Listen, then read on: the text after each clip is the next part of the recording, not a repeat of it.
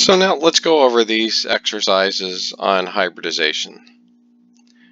And really what the key here is to remember is that if an atom is going to be sp, it's going to have 2 pi bonds. If it's sp2, it should have 1 pi bond. And if it's sp3, it has no pi bonds. Now there are certainly some exceptions to these rules, but these will hold 99% of the time. So what I'm going to do is we're going to use yellow to indicate sp3.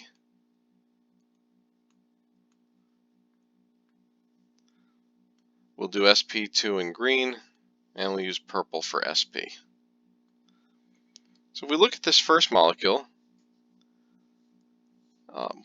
we can see we have these 4 atoms that I've now highlighted in yellow. Each only have single bonds. They may have some lone pairs, but each of them has only single bonds, and so that's going to make each of those sp3.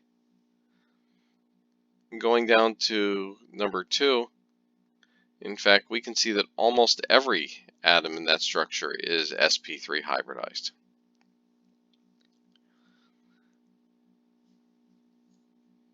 And so let's go down and let's go to the next one.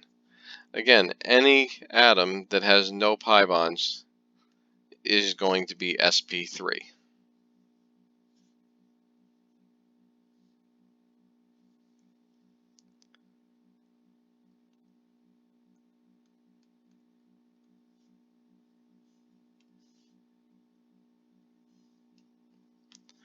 Now, what about that oxygen anion?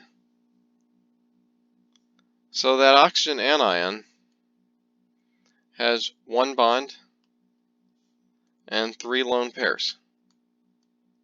So we would consider that to be 4 electron domains, but no pi bonds. So is it also sp3? The answer is yes. And on number 5, again, we can recognize sp3 atoms as being the ones that have no pi bonds. sp2 are going to be any atoms that have 1 pi bond, such as this oxygen or the carbon it's attached to. And it would also be all 6 carbons in that ring. In number 4, it would be this nitrogen that's part of a double bond, as well as any carbons that have double bonds.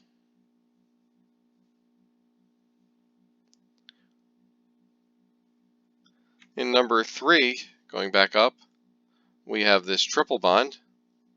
We know that a triple bond means we've got 2 pi bonds, and so that's going to be sp hybridized. And then finally, our first 2 molecules both have some double bonds, which means that those are all sp2 hybridized.